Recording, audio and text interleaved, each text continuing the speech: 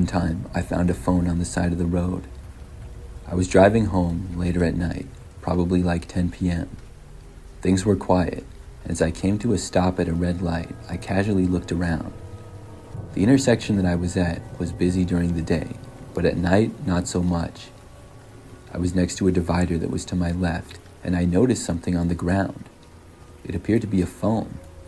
I opened up my door and looked closer, realizing that it was in fact a cell phone, so I picked it up.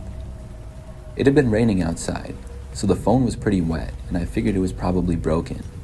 But after looking closer, I saw that it was an iPhone, and I hit the power button and it actually turned on.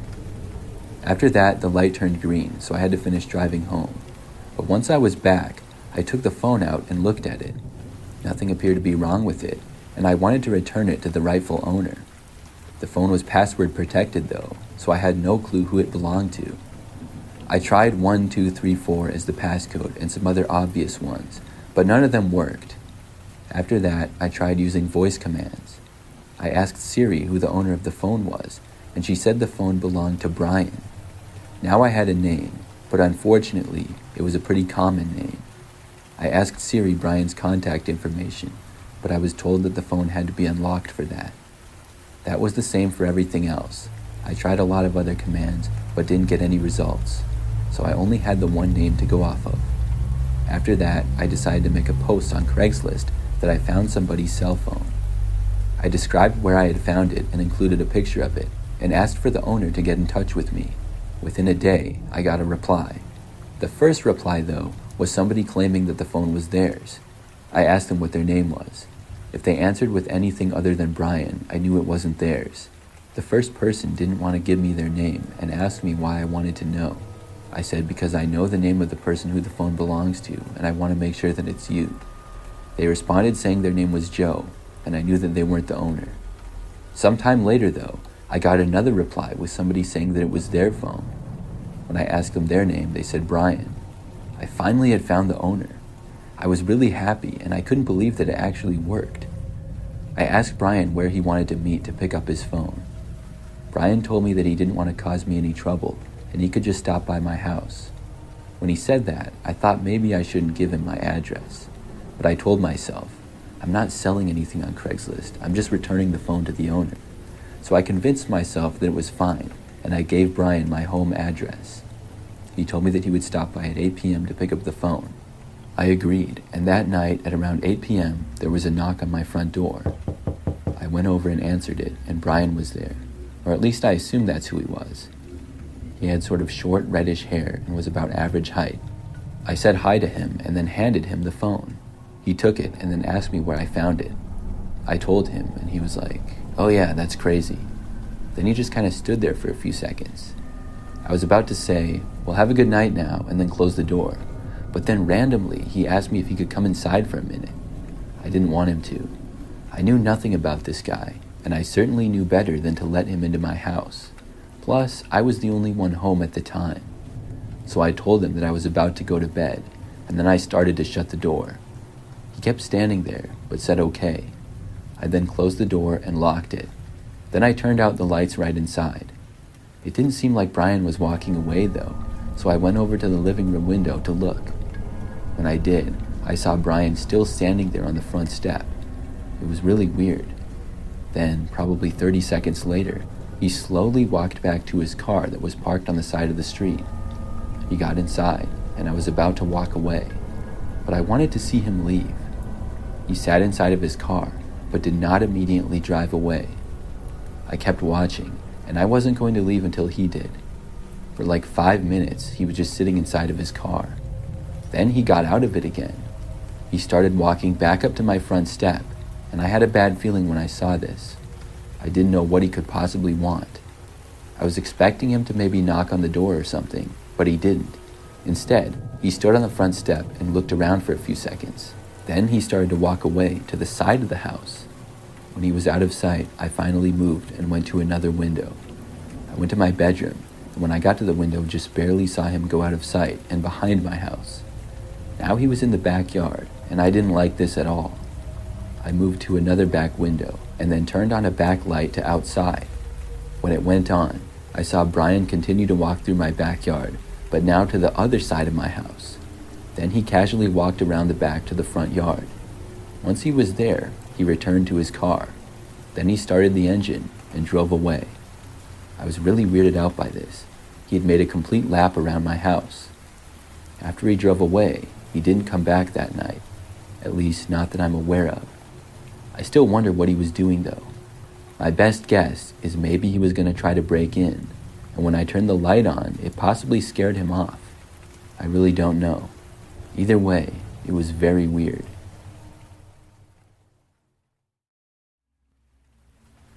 A few years ago, I lost my phone. I just remember that one day I came home from work and realized that I didn't have my phone on me. I tried to remember where I could have possibly left it, but I honestly had no clue. I worked a pretty normal office job in the city at that time.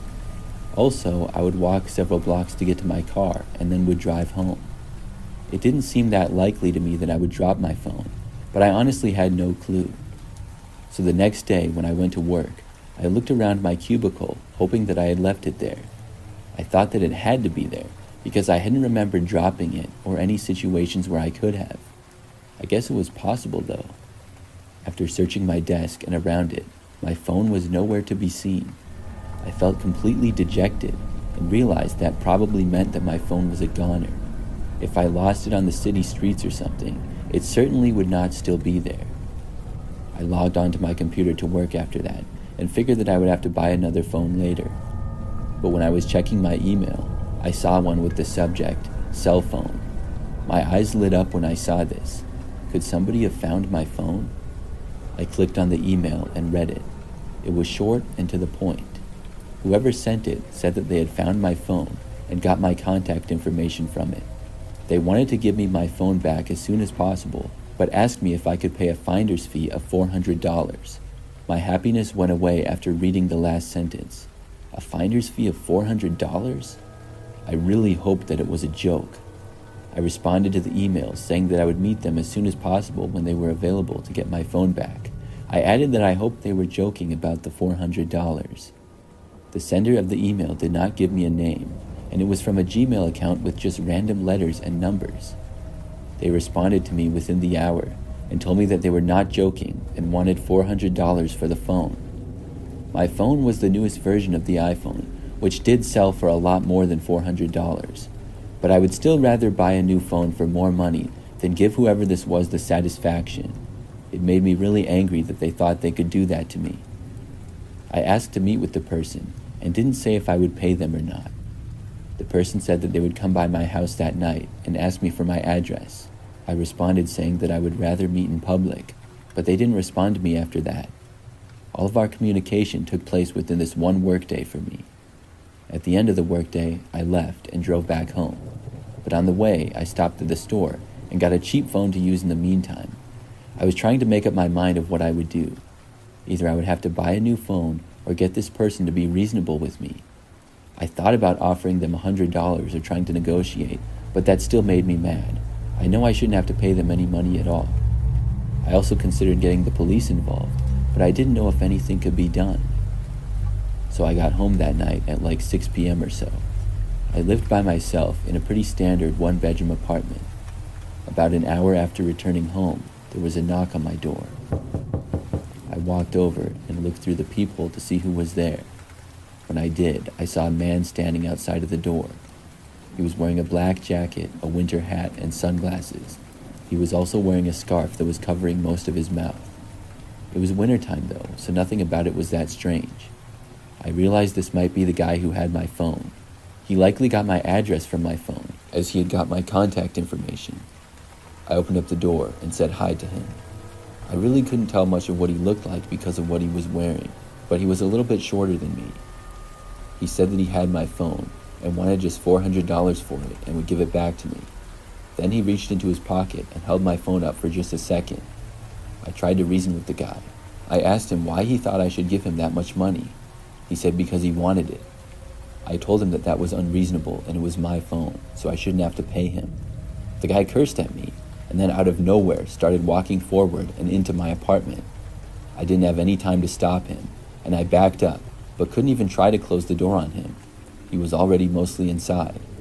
At that point, I just turned and ran for the nearest room, which happened to be my bathroom. I was just a few feet ahead of the guy, but when I started running, gained some distance on him. I got into the bathroom and then slammed the door shut and locked it. The guy tried entering seconds later, and after that I heard him walk away. He was still inside my apartment though. Luckily, I had my crappy phone that I just bought at Walmart. I dialed 911 as I heard the guy rummaging through my apartment. I told the police what was going on, and I was told that some officers were on the way. Still, I was pretty scared being alone in my place with this creep. I heard him go into my bedroom, as well as the living room and kitchen. I hoped that he wouldn't try to enter the bathroom again, and luckily, he didn't. He remained inside of my apartment for maybe 5 minutes, and then I heard him leave. I stayed in the bathroom until the police got there, though. They arrived about 5 minutes after the man left. When I went back out, I saw that my apartment was pretty messed up. The guy was probably looking around for anything valuable that I had, and he did steal a few things. Luckily, my wallet was still on me. I told the police all of the information that I could, and they said they would look into it. Unfortunately, I never got my phone back. I still don't know who stole it. I've considered that it was possibly somebody who works in my building that did it. My office building is very large, and multiple companies are in there. Lots of people go through the building, so that might be what happened, but I really don't know that for sure.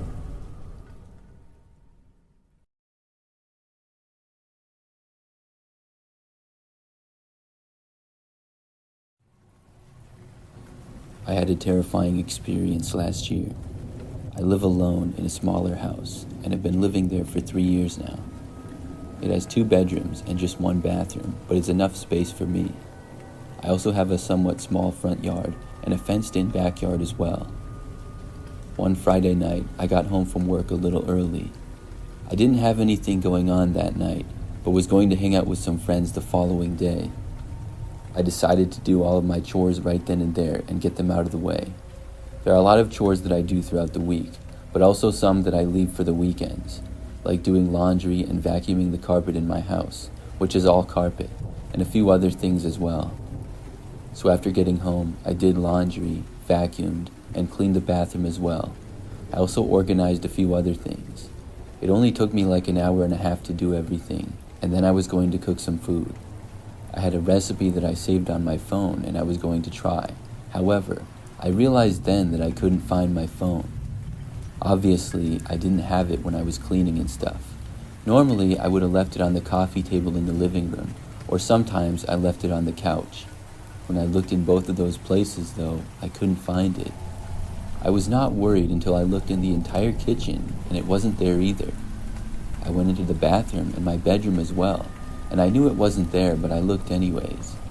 After not finding it at all, I wondered if I lost it somewhere at work or something. But then I remembered that I had my phone shortly after arriving back at my house. I had texted one of my friends, so I knew that it had to be around here somewhere. I took all of the cushions off of my couch, and it wasn't there. I basically turned the entire place upside down, but the phone just wasn't anywhere. This really puzzled me. I did not have a house phone or any other phone, so I couldn't call to see where it was. The last place that I decided to look was the basement. I had an unfinished basement which I really never used. There were all kinds of pipes and beams down there, and I also stored several large boxes and other items. I kept my vacuum down there, but just next to the base of the stairs, so I had only gone down there earlier just to grab the vacuum and then put it back. Maybe, just maybe, on some slim crazy chance, it was down there. I mean, I didn't know where else it would be. I turned on the light and then started to head down the stairs. The light did not do a whole lot, and it only lit up one measly bulb near the base of the stairs. After walking down, I looked on the floor next to the vacuum, but saw nothing. I was about to turn and head back upstairs, but then heard a noise. I also thought that I saw some movement out of the corner of my eye. It was mostly out of my sight, and also in a darker area of the basement. When I heard this, I stopped and turned to look in the direction of it. That's when I saw a man come into my view from behind a large box. He was really creepy looking, and I honestly couldn't believe what I was seeing. He was a ways away, and I was so shocked for a second or two that I didn't know how to react. The man then stood up and actually started walking towards me. I I then turned and bolted up the stairs like my life depended on it. I made it up to the top and left my basement. Then I slammed the door shut behind me and ran for my front door. I did not stop until I had made it all the way outside. During this, I didn't think at all. It was really all reaction.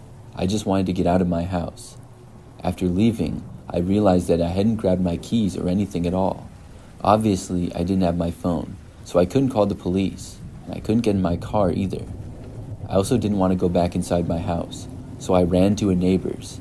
I didn't go next door because I thought the guy might run outside after me, so instead, I ran several doors down and then knocked on the front door of that house. I didn't know who they were, but I just hoped that they would answer. Luckily, after about 30 seconds, they did. I asked them to call the police and then told them what was happening. They agreed to call the police, and we both waited on their front step and watched my house. We saw no sign of anybody leaving. I wasn't sure if the guy had already gone out or if he was still inside. The police were really quick to respond though, and got there probably within 2 minutes. I went back over with my neighbor and met an officer there. The police then entered my house as we waited outside. They came out a while later with the same man that I had seen in my basement. He had still been in the house. In fact, he was found hiding in my basement, and on him he had my cell phone in his pocket. I was able to get my phone back, but the whole thing really creeped me out a lot. I'm not sure when or how he got my phone. The only thing that I can think of is that he was already in my house when I got back from work.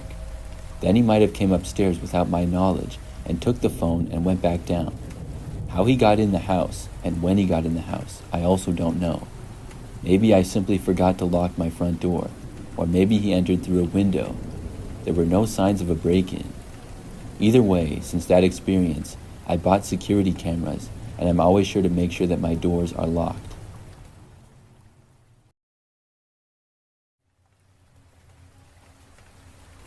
This happened just a few months ago. I went to a park to work out with my friend Mikey. There's a park not too far away from where we live, and it has everything. There's a baseball field, basketball courts, and a playground. There's also picnic tables and several large grassy areas. Overall, it's really big. Sometimes I go there with my friends to play basketball or whatever. On this day, Mikey and I were doing some conditioning in the park. We both play sports and are there all the time. It was a little bit later on this night though, at right around sunset. The park had some lights, but after sunset it would get pretty quiet. So by this time, most of the people had left already. There were a few people here and there spread out, but not that many. The park also had 2 parking lots, one on each end of it. Mikey and I had been running in one of the large grassy areas where there wasn't really anybody else around. When we left, we walked all the way back to the parking lot and got inside of my car. It was sort of a long walk, and after getting back, I realized that I didn't have my phone. I also didn't know where it was. I soon figured out that I likely forgot it where we had been at the park. We would set our stuff down when we worked out, and obviously I wouldn't run with my phone in my pocket. So we got out of my car and started walking back over to see if I had forgot it on the ground. Now, a long distance away, near where we had been, I saw this guy walking. I assumed that he was just passing by, but the guy then looked to the ground near where Mikey and I were. I saw him pick up what appeared to be a phone from the ground, and I knew it was mine. I started to run over to the guy, not wanting him to leave with my phone. But when he picked it up, he turned instantly and started walking in the other direction. I started yelling at that point, but he was still a good ways away. He didn't stop and ignored my yelling. Now I started sprinting at full speed. The guy was walking pretty fast and heading towards the other parking lot. As I kept running and yelling for the guy to stop, he then started running. He sprinted to a car that was parked in the lot and then got inside. I kept running, but he started his engine and drove away before I could reach him. Then I turned and started sprinting back for my car in the other lot. Mikey was about halfway there, and I waved him back. He also saw everything that happened and started running back to the parking lot with me. There was a good chance that the guy would have to drive past the parking lot that we were in. Ours was closer to a more common road, and the other parking lot was kind of the back one. We made it back to my car and got inside just in time to see the guy driving past our lot. I started my car and instantly pulled out and onto the road behind the guy. We kept a distance back, but followed him. I'm not sure if he realized that we were following him or not, but the roads weren't very busy, so it wasn't difficult to keep up with him. We followed him for about 10 minutes until we arrived on a quiet residential street. The man parked on the side of the road in front of a house, and I parked a little ways back. Then he got out of the car, and I got out to confront him. I quickly walked in his direction as he headed towards the house. I yelled at him again, and this time he looked at me. I said that I saw him pick up my phone at the park. He turned away and said he didn't know what I was talking about, and then told me to leave him alone. Then he hurried to the front door and went inside. I wasn't going to try to follow him into his house or anything, but I knew that he was lying to me. Mikey followed me, and we went to the front door after the man went inside. I then rang the doorbell, and when nobody answered right away, I knocked on the front door. Like 10 seconds later, the door opened up. The guy came out holding a baseball bat, and we backed away. Then a woman came out of the house as well, also holding a baseball bat. Mikey and I ran back for the car, and they chased us all the way there. I was afraid that they were going to try to whack my car or something, so I drove out of there as fast as I could. We were able to get away, and Mikey called the police on his phone and reported what had happened. We parked on the next street over as we waited for the police to get there. About 10 minutes later, they arrived. The police ended up knocking on the guy's door. He denied everything, but then he tried running away. I guess he had run-ins with the cops in the past, and some recently, so he didn't want to talk to the officers. I didn't see what happened, but I guess the police ended up getting into the house, and the guy and the woman got busted for drugs. They also recovered my cell phone, which I got back. That was one of the craziest experiences that I've ever had. Looking back though, I probably shouldn't have followed the guy. Knowing who he was now, he could have been dangerous. I don't think he knew I was following him, because if he had known, he might have tried to do something about it.